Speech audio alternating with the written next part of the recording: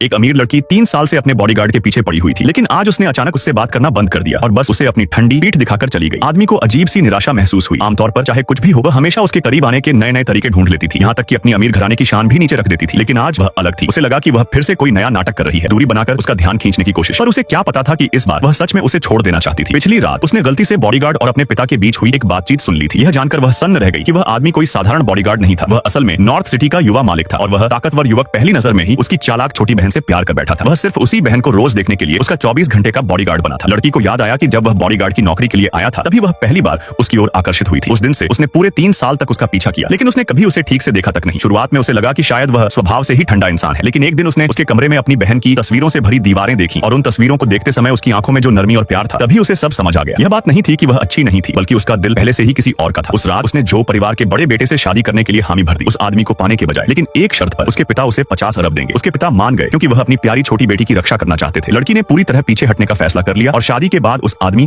और अपनी बहन को मिलाने में मदद करने की भी योजना बना ली। लेकिन अगली रात एक पार्टी में उसकी बहन ने जानबूझकर अपने टखने में मोच आने का नाटक किया और सीधे उस आदमी की बाहों में गिर पड़ी। दोनों बिना किसी शर्म के एक दूसरे के बहुत करीब नजर आ रहे थे। यह दृश्य देखकर लड़की को लगा कि उसके 3 साल का समर्पण एक बड़ा मजाक था। उसकी बहन ने जल्दी ही उसकी